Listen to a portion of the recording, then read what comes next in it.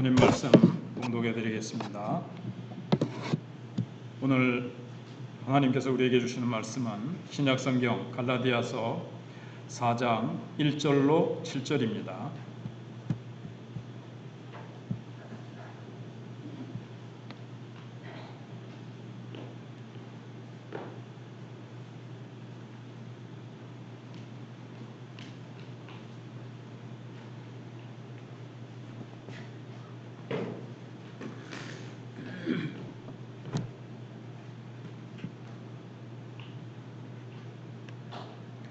내가 또 말하노니, 한번 해보세요. 내가 또 말하노니 유업을 이을 자가 모든 것의 주인이나 어렸을 동안에는 종과 다름이 없어서 그 아버지가 정한 때까지 후견인과 청지기 아래 있나니, 이와 같이 우리도 어렸을 때에 이 세상의 초등학문 아래 있어서 종노릇하였더니 때가 참에 하나님이 그 아들을 보내사 여자에게서 나게 하시고 율법 아래에 나게 하신 것은 율법 아래에 있는 자들을 속량하시고 우리로 아들의 명분을 얻게 하려 하심이라. 너희가 아들이므로 하나님이 그 아들의 영을 우리 마음 가운데 보내사 아빠 아버지라 부르게 하셨느니라. 그러므로 내가 이후로는 종이 아니요 아들이니 아들이면 하나님으로 말미암아 유업을 받을 자니라. 아멘.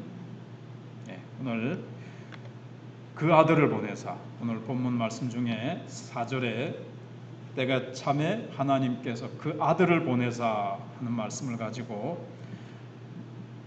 은혜를 받기를 원합니다. 여러분 혹시 깊은 산 속에서나 낯선 곳에서 길을 잃어버린 경험이 있으십니까? 특별히 깊은 산 속에서 분명히 올라오기는 올라왔는데 내려가는 길을 모르겠는 거예요. 근데 날은 점점 어둑어둑해지고 때는 겨울인데 길을 찾아 못 내려가면 동사할 수도 있기 때문에 그때는 굉장히 당황하게 됩니다. 그래서 이쪽 갔다 저쪽 갔다 막 하는데 뺑뺑 돌아서 여기 아까 왔던 길인 것 같기도 하고 자꾸 또 다른 길로 간 것 같은데 또 와보면 아까 그 길이고 불쑥 겁이 나고, 그럴 때는 정말 이 깊은 산 속에서 이 산의 길을 잘 알아서 나를 안전하게 산 밑으로 잘 데리고 가줄 안내자가 얼마나 그렇게 기다려지겠습니까? 혹시 사고로 엘리베이터에 갇히게 됐다면, 어떤 장소에 내가 딱 갇히게 됐다면 그 안에서 나를 구해줄 구조자를 얼마나 애타게 기다리겠습니까? 또는 우리 어렸을 때 지금보다 더 정전이 잘 됐잖아요. 전기사정이 어려워서. 갑자기 이제 불이 가면 너무 깜깜합니다.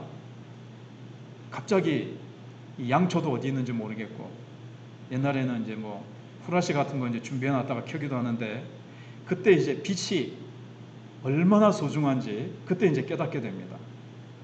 그래서 전기불이 다시 오기만을 간절히 기다리게 되는 그런 경험을 보게 됩니다. 성경은 인간이 하나님을 떠남으로 영적으로 이런 비참한 상태에 빠졌다고 말씀하고 있습니다. 우리의 모든 필요를 채우시고 하나님 품 안에서 행복하게 살아갈 수 있도록 창조된 우리 인간이 우리의 모든 행복의 근원 되시는, 우리의 모든 것의 모든 것 되시는 하나님을 거부하고 하나님을 떠났기 때문에 인간이 모든 것이 어려운 상태에 빠지게 됐다라고 말씀하고 있습니다.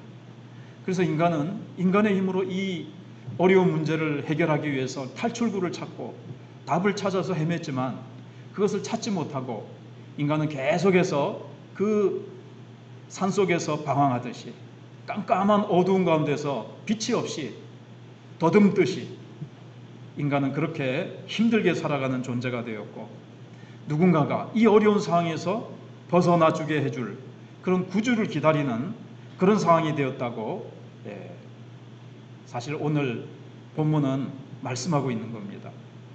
그래서 하나님께서는 이렇게 비참한 가운데 고통 가운데 방황하고 있는 인생들을 구원하시기 위해서 하나님은 계획을 가지고 계셨습니다. 그리고 구약시대 때 아브라함에게 약속하셨습니다. 때가 되면 우리를 구원하실 구주를 보내주시겠다고 약속하셨습니다. 그리고 때가 무르익었을 때 하나님께서는 약속대로 우리를 사랑하셔서 하나님의 사랑하는 독생자 예수 그리스도를 보내주셨다고 말씀해주고 있습니다. 그래서 지난 주일에 우리가 생각해 본 대로 이스라엘이 아직 영적인 시절이 있었을 때, 근데 그 영적인 어린 시절에는 종과 같이 율법의 종으로 초등학문 아래에서 종과 다름없이 그렇게 살아갔다는 거죠. 근데 하나님께서 기다리고 기다리시다가 때가 되매, 때가 무르익었을 때 하나님께서 그 아들을 보내셨다고 말씀하고 있습니다. 여러분, 아들이 오면 어떻게 됩니까? 어린 시절의 일은 끝납니다. 율법 아래에 억지로 종노릇 하던 것을 이제 멈추고 이제는 성숙한 자녀가 되어서 하나님이 주신 이 율법에 담긴 아버지의 깊고도 진정한 마음을 알고, 전에는 억지로 하기 싫은데 그냥 가정교사가 시키니까, 후견인이나 초등교사가 청지기가 시키니까 억지로 이 율법을 지키다가 이제는 하나님 아버지가 왜 우리에게 이 율법을 주셨는지, 율법의 깊은 의미를 깨닫고 정말 하나님을 사랑해서 이 율법 속에 담긴 하나님 아버지의 마음을 깨닫고 이 율법 속에 담긴 그 하나님의 사랑을 깨닫고 하나님을 사랑해서 이 말씀을 지키고 이웃을 사랑해서 이 말씀을 지키게 되는 그런 성숙한 자리에까지 이르게 된다는 겁니다. 그래서 오늘 4절 말씀을 다시 보시면 때가 참에 그렇게 되어 있습니다. 그런데 원래 성경에는, 우리나라 성경에는 뭐가 빠졌냐면 그러나가 빠졌어요. 그러나 때가 참에. 그러나라는 말은 뭡니까? 앞에 것을 확 뒤집는 거죠. 확 반전시키는 겁니다. 그 전까지는 초등학문의 종노릇하고 율법의 종노릇하고 마귀에게 종노릇하고 세상의 종노릇하고 인간이 하나님을 떠나서 그냥 이 고통 가운데 답을 찾지 못해서 막 방황하고 허무한데 굴복하는 그런 모습을 얘기하고 있는 겁니다. 그러나 하나님께서 우리를 불쌍히 여기셔서 그 고난당하고 종노릇하며 죄와 사망의 권세 아래 종노릇하는 우리 인생을 하나님께서 자유케 하기 위해서, 이게 이제 딱 숨어 있는 거죠. 항상 하나님께서 이제 복음을 말씀하시기 위해서 딱 하나님께서 말씀하시려고 할 때는 그러나가 들어갑니다.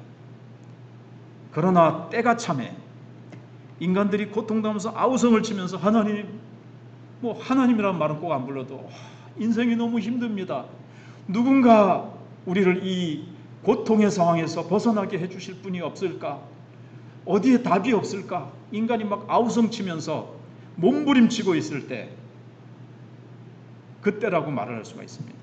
그래서 그때 하나님께서 그 아들을 보내사 라고 말씀하시는 거예요. 그래서 하나님께서 아들을 보내셔서 새로운 시대가 열렸다는 겁니다. 그러니까 그 전에, 그러나 이전의 시대는 옛시대, 구약시대인 거죠. 그런데 그러나 새로운 시대가 열렸다. 누가 오심으로요? 예수님이 오심으로 말미암아. 하나님께서 우리를 건져주시기 위해서 그 아들 예수님을 보내주셨다는 거예요. 이스라엘 백성들로 말하면 더 이상 이전처럼 율법 아래서 종노릇 하지 않는 새로운 시대가 열렸다는 겁니다. 여러분, 율법은 왜 주셨다 그랬습니까? 2주 전에 우리가 생각해 본 말씀인데요. 첫째는 율법은 우리의 죄를 억제하기 위해서 주셨다 그랬습니다. 그러니까 최소한의 어떤 이렇게 선이죠. 그래서 이스라엘 백성들은 하나님이 주신 율법이 심판이 두려워서 이제 순종을 하는 거예요. 그렇지만 죄를 억제는 시켜주지만 뭐는 못한다 그랬죠? 율법이 우리 속에 있는 이 죄성을 없애주지 못해요. 우리의 죄 문제를 해결해 주지는 못하는 거예요. 율법을 지키지 않으면 내가 어려움에 빠질 수 있고 하나님의 심판을 당하니까 두려워서 이 말씀을 순종하기는 하지만, 그러나 끊임없이 우리 속에서 솟아나는 이 죄성, 나는 미워하고 싶지 않은데, 나는 하나님이 기뻐하시지 않는 일들을 하고 싶지 않은데, 거짓말하고 사람들이 도둑질하고 사람들을 죽이기도 하고 범죄하는 이것을 억제시키는 거예요. 최소한도로 억제를 시키는데, 인간 속의 근본의 문제는 뭡니까? 죄죠, 죄. 이 죄 때문에 자꾸 죄를 짓는 거거든요. 근데 율법이 하지 마라, 하지 마라, 하지 마라, 그거는 말씀하시지만, 그러나 그거를 하도록 자꾸 만드는 이 죄성 자체의 문제, 인간의 근본 뿌리를 해결해 주지는 못한다는 거예요. 그리고 이스라엘 백성들은 아직 어려서, 영적으로 어려서 율법이 자기네들을 의와 생명으로 이끌어준다고 생각을 했어요. 율법을 순종하면 자기네들이 의롭게 되어지고 이 율법이 자기들에게 생명을 준다고 생각했습니다. 그들이 몰랐던 게 뭡니까? 그들은 인간이 타락하면서부터 하나님의 말씀에 순종할 수 있는 능력을 잃어버렸어요. 무능력해진 거죠. 죄에 깊이 빠져서 하나님이 기뻐하시는 선을 행하려고 하는 마음은 있지만 선을 행할 능력은 내게 없도다. 로마서 7장에 바울이 고백한 것처럼 자신들이 하나님을 기쁘시게 해드릴 수 있고 율법을 행할 수 있는 능력이 그들 속에서 상실되어졌다는 것은 깨닫지 못한 거예요. 우리도 그렇잖아요. 내가 다시는 화내지 말아야지, 다시는 애들한테 내가 신경질 내지 말아야지. 그런데 그게 됩니까? 또 신경질 내고 또 월급 화를 내고 또 내가 어디에든가 중독돼가지고 내가 다시는 그런 일 하지 말아야지. 근데 또 거기에 또 빠져서 계속 그 일을 범하고 있는 나를 보죠. 내가 미워요. 내가 왜 그럴까? 이제는 내가 좀 뜯어 고쳐서 새 사람 돼야지. 됩니까? 안 되는 거예요. 그래서 은혜를 의지하지 않고 자기 힘으로 의로워지려고 한 시대, 그게 이제 옛 시대고 율법 아래서 종노릇하는 시대입니다. 그 다음에 이제 율법은 두 번째 왜 주셨다 그랬죠? 죄인된 인간에게 죄를 보여주는 거울의 역할을 한다 그랬습니다. 자, 죄를 드러내기 위해서 주신 거예요. 우리 속에 인간은 조금 전에 말씀드린 대로 자기들이 이제 죄인이라는 것을 모르고 죄인 되었기 때문에 의를 행할 수 있는, 선을 행할 수 있는 능력을 상실한 이 비참하고 무능력한 상태에 빠졌다는 것을 모르고 있으니까 하나님께서 거울을 갖다 보여주시는 거죠. 자, 너 자신을 봐라. 네가 얼마나 죄인된 존재인가. 네 마음의 상태를 봐라. 네 속에 얼마나 더러운 죄가 있는지를 한번 봐라. 거울을 들여다보시게 하는 거예요. 율법을 그래서 조금 전에 말씀대로 지키면 지켜 행하려 할수록 더 뭐를 깨닫는다 그랬죠? 여러분, 율법을 무시하고 별로 율법대로 살지 않는 사람은요, 뭐 자기가 그냥 괜찮은 존재인 줄 알고 자기가 그러고 그런 존재인 줄 알고 살아가요. 근데 율법대로 정말 잘 지켜서 내가 정말 선하고 의로운 사람이 돼야지 하면서 율법을 정말 그냥 지키면 지키려고 할수록 어떻죠? 그 사람은 더 깊이 자신의 죄성을 깨닫게 됩니다. 사랑해야지. 사랑이 안 돼요. 근데 내 속에 사랑이 없는 걸 깨닫게 되죠. 욕심 부리지 말아야지. 근데 그렇게 할수록 더 막 내 속에 욕심이 일어나는 거예요. 그게 이제 율법은 그런 거울의 역할을 하는 거예요. 내 속에 죄를 드러나게 해주고 내가 죄인인 것을 딱 보여주는 거예요. 우리 거울을 보면 내 얼굴이 시커멓게 더러워졌다는 걸 알게 되죠. 근데 거울은 뭘 못합니까? 시커먼 얼굴을 씻어주지는 못해요. 내 얼굴이 얼마나 더러운지는 보여줄 수는 있는데 씻어주지는 못해요. 그래서 율법 아래 종노릇하는 겁니다. 율법을 지켜서 행해서 의로워지려고 하고 율법으로 생명을 얻으려고 하면 할수록 얼마나 내가 오히려 반대로 자꾸 가는 거예요. 율법을 지켜 행해서 의로워지고 하나님 앞에 내가 떳떳이 서려고 하는데 그게 안 되고 점점 더 내가 얼마나 더러운 죄인인가를 자꾸 보여주는 거예요. 그럼 이제 마음이 어떻겠습니까? 율법으로도 안 되고 뭐가 필요한 것을 깨닫게 되겠습니까? 은혜가 필요하구나. 율법을 지켜 행할 수 있는 하나님의 은혜. 그래서 이게 점점 은혜의 주님, 나를 죄에서 건져주시고 내가 지은 이 더러운 죄를 씻어주실, 이 죄를 해결해 주실 구주가 필요하다는 것을 인간은 자꾸 이제 깨닫게 되는 거예요. 그래서 3장에서 율법은 우리를 그리스도께로 인도해주는 초등교사라 그랬죠. 그래서 은혜의 주님이 오셔야 됨을 절실하게 이렇게 깨닫게 해주는 것이 바로 이 율법의 역할이라는 겁니다. 그러니까 율법은 뭡니까? 그리스도를 위한 길을 예비해 주는 거예요. 사도 바울이 로마서 7장에서 오호라 나는 공고한 사람이로다. 누가 이 나를 사망의 몸에서 건져낼고 감사하리 주 예수 그리스도께 감사하리로다. 예수 그리스도가 나를 이 절망의 상황에 빠진 나를 구원해 주실 분은 예수밖에 없구나. 이렇게 된다는 거예요. 그래서 사람들은 구주를 간절히 기다렸고 하나님께서도 때가 무르익기를 딱 기다리셨어요. 하나님의 때에 예수님을 보내주시려고. 그래서 예수님이 이 땅에 오셨을 때 제일 첫 번째 하신 설교가 뭡니까? 마가복음 1장 15절에서 때가 찼고, 그래서 여기도 때가 찼고 하나님의 나라가 가까이 왔으니 회개하고 복음을 믿으라. 그 전에는 인간이 어땠습니까? 우리가 율법 잘 지켜 행할 테니까 하나님 기다려 보세요. 내가 율법을 다 지켜 행해서 내가 의롭게 되어지고 내가 하나님 앞에 내가 내 의로움을 보여드리겠습니다. 나도 율법 잘 지켜 행할 수 있습니다. 내가 거짓말 안 하고 미워하지 않고 훔치지 않고 욕심 부리지 않고 간음하지 않고 내가 정말 거룩하게 살아가겠습니다. 나는 거룩한 존재가 될 수 있습니다. 하나님 앞에서 아직 어려가지고 그런 거예요. 그러나 해보니까 안 되거든요. 그래서 이스라엘 백성들이 완전히 율법 앞에서 무너진 거예요. 그래서 구주를 기다리게 되는 바로 그 시대에 하나님이 아들을 보내주신 겁니다. 근데 요 구주가 오시기를 딱 구주의 탄생을 딱 준비하는 모든 환경이 사실은 이렇게 마련됐다는 뜻도 이 속에 들어있어요.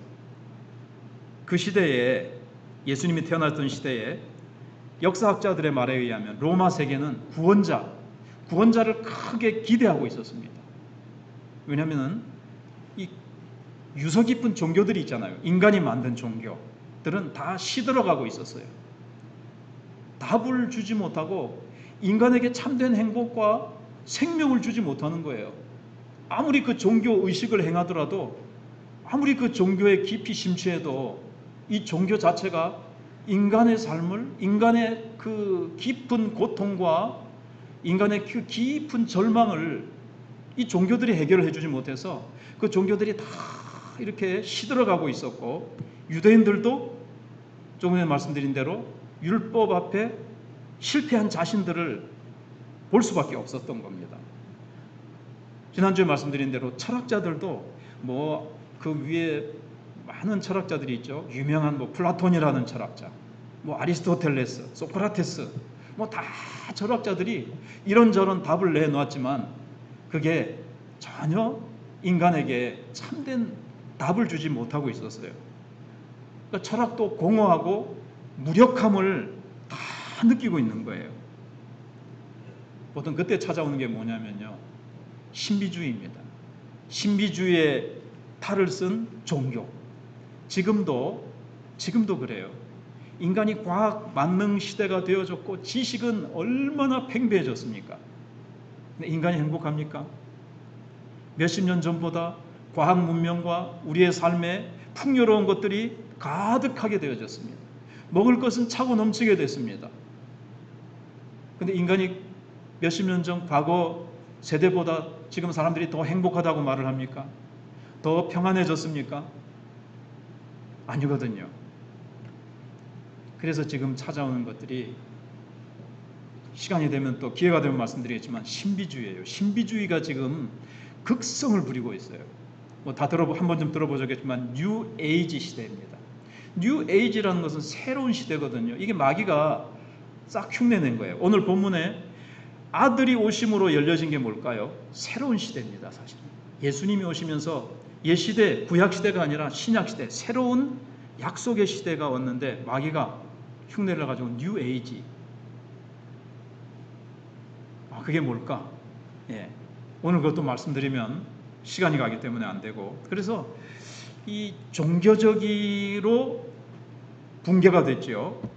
영적인 기갈은 사람들의 마음속에, 인간은 하나님의 형상대로 만들어졌고 인간은 삶의 의미와 행복을 찾아야 정말 기쁘게 살아갈 수 있는데, 철학에도 종교에도 그 어디에도 길이 없고 답이 없어서 인간들은 막 마음이 기갈에 걸린 거예요.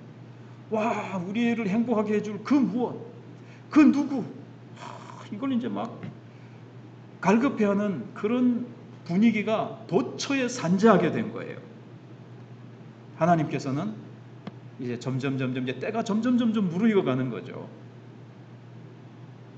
세상으로 하여금 하나님의 아들이 오시면 이분이구나 하면서 싹 기쁨으로 영접할 준비를 하나님께서 싹 갖추셨던 거예요. 조금 더 말씀드리면 로마가 유명한 게 뭐죠? 법이죠. 법제도를 아주 잘 만들었어요. 그래서 인간에게 평화와 행복을 줄 기대했는데 그것도 실패했어요. 안 되니까 막 동양의 도덕과 윤리, 동양 쪽으로 보면 동양에서도 막 공자, 노자, 뭐 장자 이런 사람들이 나타나가지고 또 막 윤리와 도덕을 얘기했지만 그것도 실패했습니다. 사람들의 마음은 인생의 해답을 찾아서 이제 갈급하게 된 거예요. 그런가 하면 또 환경적으로 보면 인간의 정신적인 환경, 어떤 그런 것들 이제 생각을 했다면, 이 물리적인 환경을 한번 생각해 보면요, 로마 제국 안에 있는 거기에 길을 닦아놨어요. 이런 말 기억하시죠? 모든 길은 로마로 통한다. 로마가 도시에서 도시로 길들을 쫙 연결해가지고 지금 하나님의 아들이 오셔서 복음이 딱 증거되어지면 이 복음이 사도 바울과 사도들과 전도자들이 이 도로를 타고 온 도시마다 온 지역에 복음을 딱 전할 준비를 하나님께서 환경적으로 딱 해놓으신 거예요. 그리고 그 길은 이제 다 로마로 이어지도록 딱 만들어놨죠. 그 다음에 언어는 그 당시에 주로 헬라어, 지금 영어만 잘하면 세계 어디 가서나 이 영어로 거의 의사소통이 되거든요. 그런데 그 당시에는 헬라어, 조금 더 한 게 이제 라틴어와 헬라어로, 그래서 신약 성경이 헬라어로 기록이 됐어요. 그래서 헬라어 하나만 잘하면 복음을 거의 로마 제국 안에 있는 나라들에 가서 복음을 전할 수 있도록 언어도 하나님이 딱 통일시켜 놓으셨어요. 지금 하나님께서 복음 전도를 위해서 영어가 통일이 되어 있는데, 지금 우리나라 선교사들이 온 세계 나가니까 곳곳마다 한국어 배운다고 난립니다, 난리. 그래서 지금 한류바람이 불어가지고요, 어디에 가면 한국말 어느 정도는 해요. 다 한국말 어느 정도는 하는 거예요. 또 어느 나라는 한국어를 통용어로 쓰자, 그렇게 정한 것도 많고요. 유엔에서도 어느 한 그런 부분이 있어요. 이 복음을 위해서 하나님이 다 준비하시는 거예요.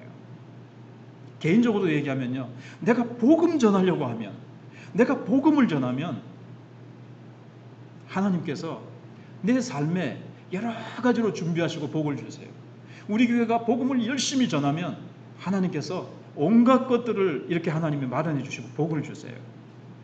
그리고 로마가 이렇게 힘을 가졌기 때문에 치안을 잘 유지하고 로마 시민에게는 이 법적인 권리를 주어서 안전하게 여행을 할 수 있도록 그렇게 했어요. 그래서 사도행전을 읽어보시면 사도 바울이 복음 전하러 막 다닐 때, 막 바울을 죽이려고 할 때 바울이 나 로마 시민이야, 그 시민권을 가지고 자기의 안전을 보장하려고 했죠. 이런 모든 것들이 다 하나님께서 하나님의 아들이 오시면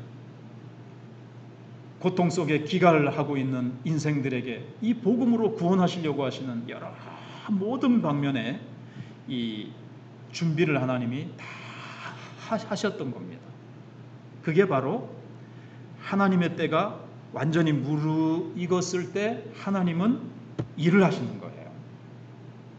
그러니까 베들레헴에서 그리스도께서 나신 것은 우연한 사건이 아닙니다. 그것은 약속이었습니다. 하나님이 독생자를 보내주시겠다고 사실은 아담에게부터 약속을 하셨죠. 여자의 후손이 와서 뱀의 머리를 깨뜨릴 것이라고 하신 그 때가 참에 예수님이 오신 겁니다.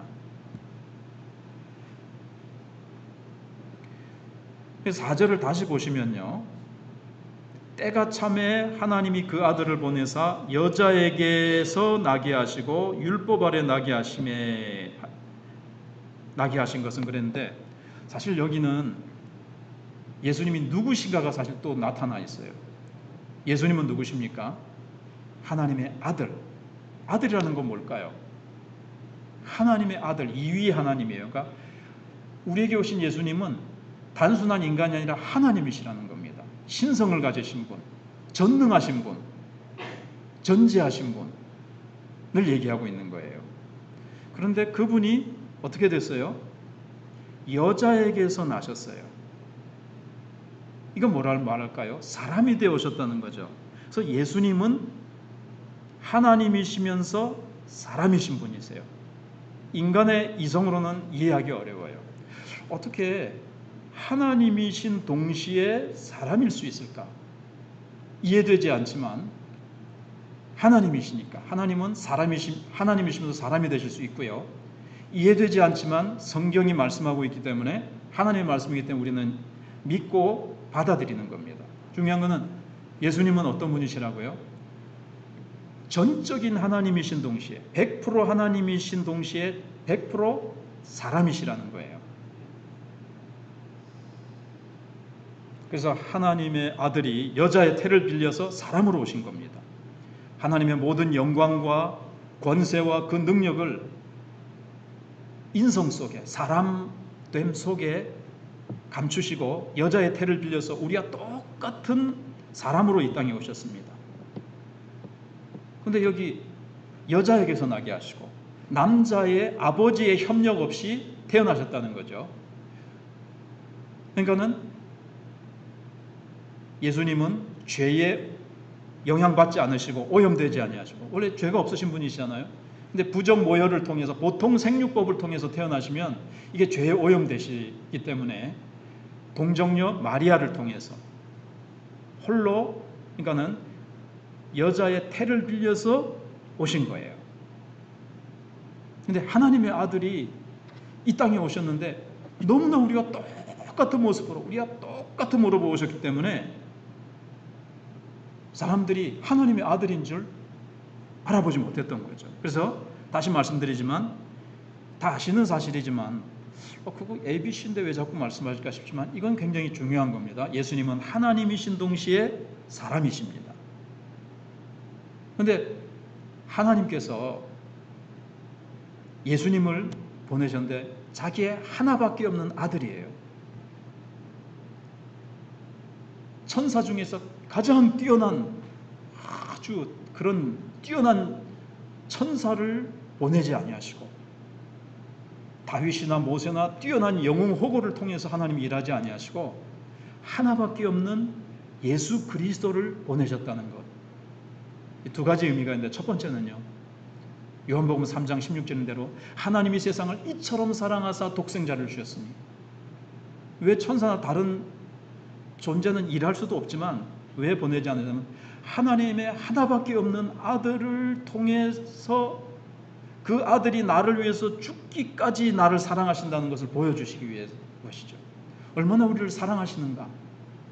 너를 구원하기 위해서 나의 하나밖에 없는 아들을 나는 희생한다. 하나님의 나를 향한 사랑을, 우리를 향한 사랑을 보여주시는 것이 그 아들을 보내서 합니다. 그 다음에 이제 예수님은 또 어떻게 오셨습니까? 여자에게 나시고 또 그 다음에 뭐죠? 율법 아래에 나게 하신 것은 그랬습니다.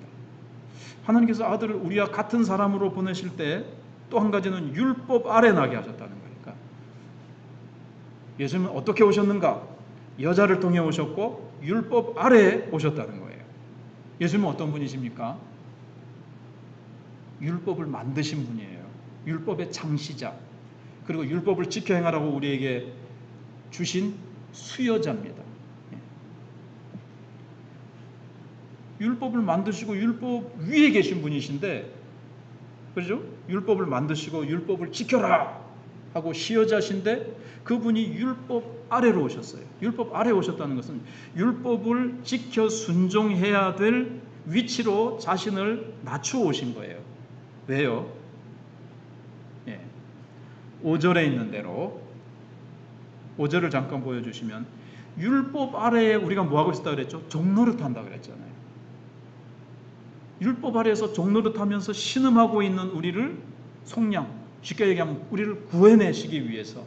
그래서 서론에 제가 엘리베이터 안에 갇혔을 때 얼마나 거기서 꺼내주기를, 깊은 산 속에서 어둑어둑해지는데 길을 잃고 있는 자에게 안내자가 필요하듯이 누가 와서 좀 길을 가르쳐 줬으면 좋겠는데, 바로 예수님이 그러한 우리를 건져주시기 위해서 예수님이 율법 아래로 오신 거예요. 율법 아래 신음하고 있는 우리를, 우리가 호랑이 굴에 들어갔단 말이에요.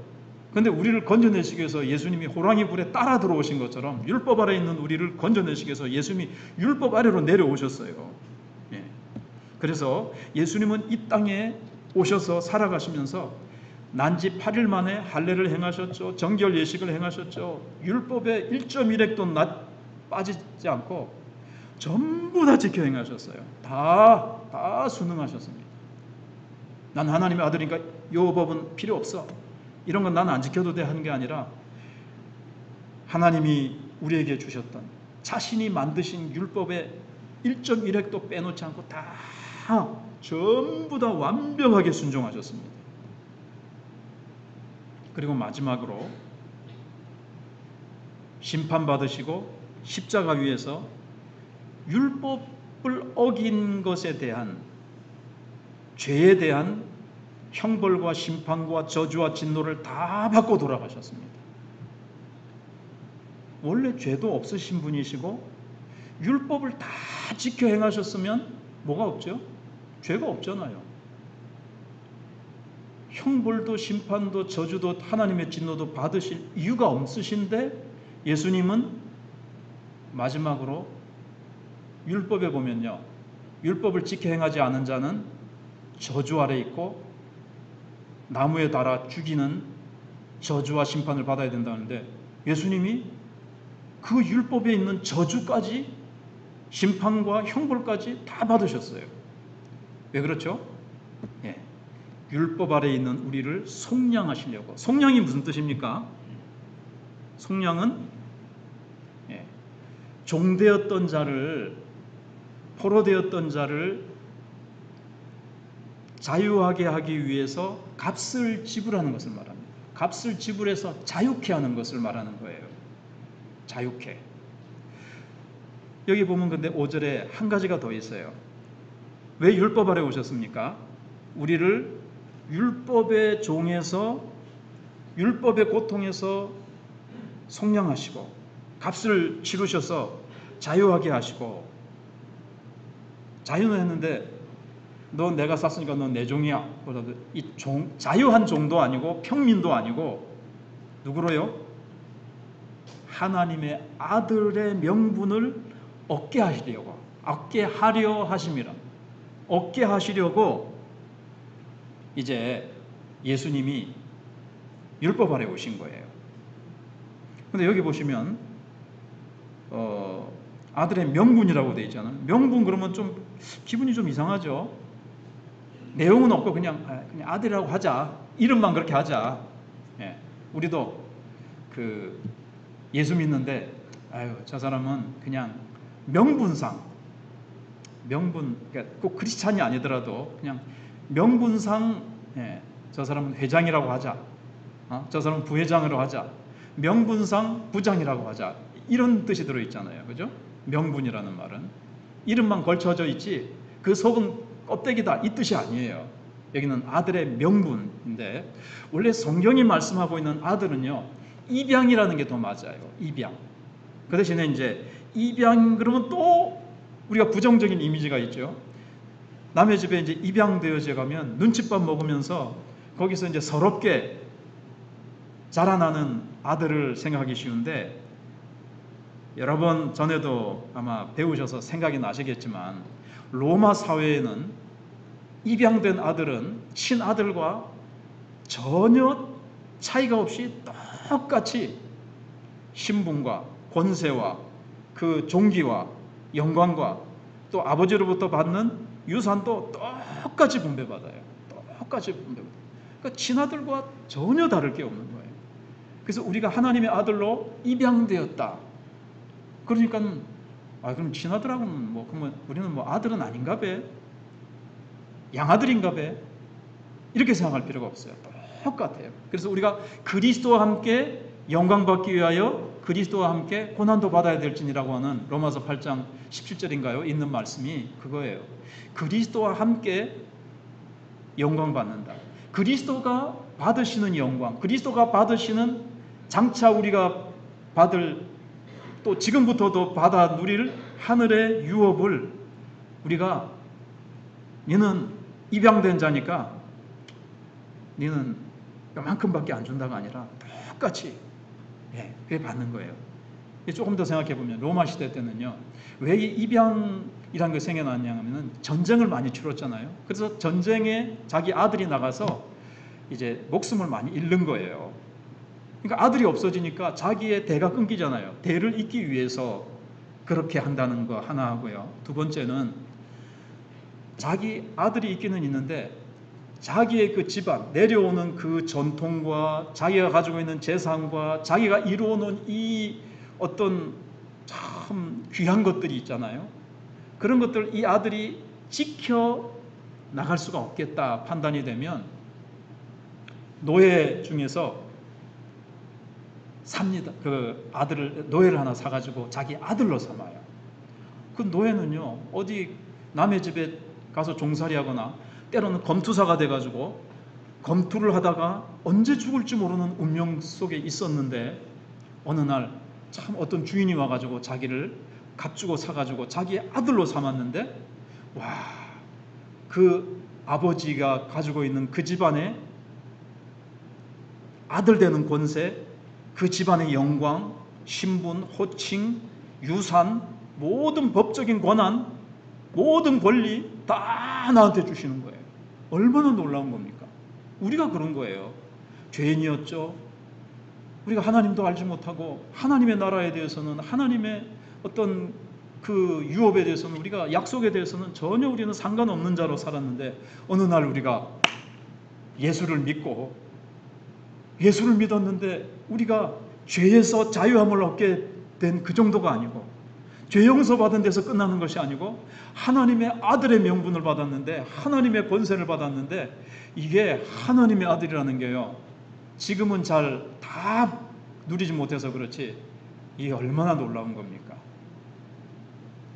우리는 하늘 아버지가 창조주가 나의 아버지가 되셨고 그래서 6절에 너희가 아들이므로 하나님이 그 아들의 영을 우리 마음에 가운데면서 아빠 아버지라 하나님 안에서 아빠 아버지 나가서 아버지 저 이거 필요해요 아버지 하면서 아버지하고 그냥 교통할 수 있는 그런 존재가 된 거예요. 그래서 예수님이 율법 아래 오셔서 율법을 다 지켜 행하셔서 그 의를 이루셨습니다. 율법을 다 이루신 그 완벽한 의를 왜 예수님은 율법 창시자시고 추여자신데 율법 지켜 행하실 필요가 있습니까? 없죠. 왜 지켜 행하셨죠? 율법을 다 지켜 행하신 그 의를 우리에게 주시려고. 그리스도 안에서 우리의 죄는 그리스도께로, 그리스도의 의는 그리스도 안에서 우리에게로 그렇게 된 거예요. 그리스도께서 우리의 죄를 십자가에서 다 해결하셨잖아요. 그리고 우리는 그리스도 안에서 그리스도의 의가 내 의가 됐습니다. 그래서 우리는 완벽한 의를 가지고 하나님 앞에 담대히 나아갈 수가 있게 된 겁니다. 그래서 다시는요, 그리고 우리의 죄는 예수님이 이제 십자가 위에서 아까 말씀드린 대로 다 나의 죄값을 예수님이 지시고 대신 십자가에서 죽으신 거예요. 죄를 향한 하나님의 진노가 있습니다. 그 진노가 우리에게 향해야 되는데 예수님이 우리의 죄를 다 짊어지시니까 하나님은 죄인을 향해서가 아니라 죄를 향해서예요. 죄인은 사랑하세요. 죄를 미워하세요. 그 죄를 향한 하나님의 진노를 예수님이 뒤집어 쓰셨으니까는, 그러니까 이런 거죠. 예수님이 우리를 향한 하나님의 진노를 누구에게 향하게 하신 거예요? 자기에게 향하게 하신 거예요. 자기가 십자가에서 다 뒤집어 쓰셨어요, 내 대신에.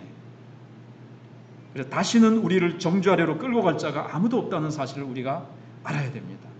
우리의 양심도 우리를 정죄할 수 없습니다. 마귀도 우리를 정죄할 수 없어요.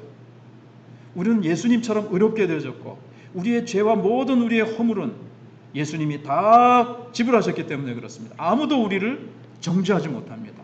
하나님도 우리를 정죄하지 않으세요. 예수님이 완전한 값을 지불하시고 속량하셨기 때문에 그렇습니다.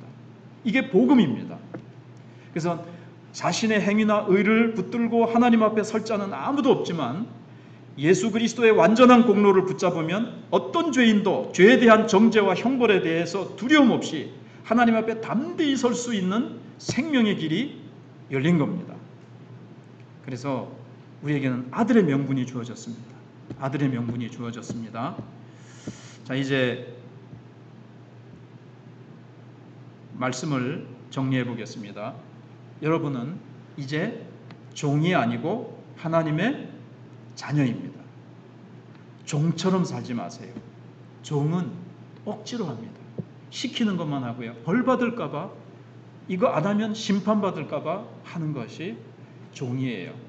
신앙생활, 내가 이렇게 안 하면 하나님이 치실까, 벌 받을까봐 종의 자세입니다. 자녀입니다. 자녀답게. 자녀는 어떻게 하죠? 하나님을, 아버지를 사랑하기 때문에 말씀에 순종합니다. 하나님의 나라가 나의 유업이기 때문에, 내가 장차 받을 유업이기 때문에 그 나라와 그 의를 위해서 성숙해서 알아서 아버지를 사랑해서 아버지를 위해서 우리는 그 나라와 그 의를 구하는 자입니다.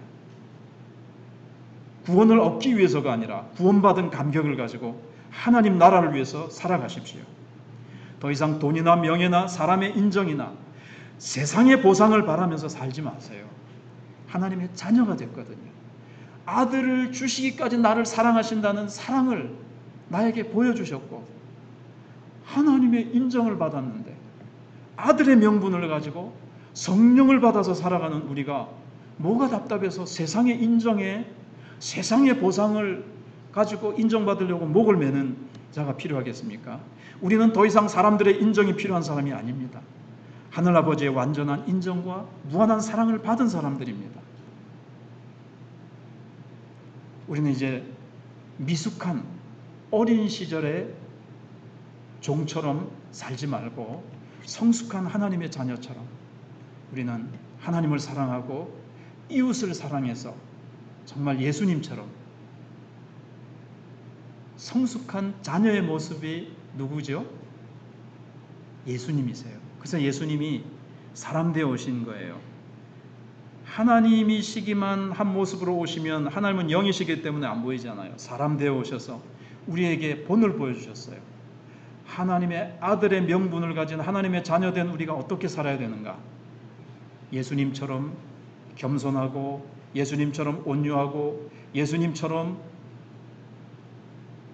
섬기고 우리를 구원하시기 위해서 자기의 생명을 내어주시듯이 우리는 물론 다른 죄인을 위해서 내가 대신 죽어주거나 십자가를 질 수 없지만 누군가 고난당하는 자들을 살리기 위해서 내가 희생하고 내가 섬기며 그렇게 사랑을 흘려보내주는 저와 여러분들이 되시기를 주님의 이름으로 축복합니다.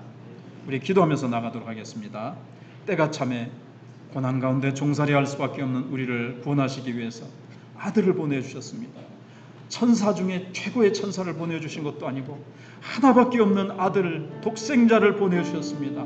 나를 구원하시기 위해서. 얼마나 놀라운 사랑을 나를 위해서 베푸셨습니까? 이 말은 하나님 자신이 스스로 나를 위해서 이 땅에 오셨다는 말과도 같습니다. 하나님이 나를 구원하시기 위해서 사람 되어 오셨습니다. 그리하여 나는 이제 율법의 종에서 고통에 벗어났습니다. 하나님 감사하면서 주님 앞에 기도하겠습니다. 하나님 더 이상 종처럼 살지 않게 해주옵소서. 이제 더 이상 세상의 헛된 것들을 위해서 아버지 하나님 살아가는 어리석은 영적으로 어린 모습이 아니라 아버지의 사랑받은 자녀처럼 아버지의 유업을 물려받을 자가 되었다라는 상속자가 되었다라는 아버지 성숙한 의식을 가지고 예수님처럼 그렇게 사랑하며 섬기며 살아가는 제가 되기를 원합니다. 하나님 은혜를 베풀어 주시옵소서. 하나님 이기적으로 나 자신만을 위해서 살아가는 그런 어린 모습이 아니라 성숙한 예수님처럼 하나님의 친아들 되신 예수님처럼 내가 그렇게 나를 희생하고 내가 헌신하며 그렇게 살아가기를 원합니다.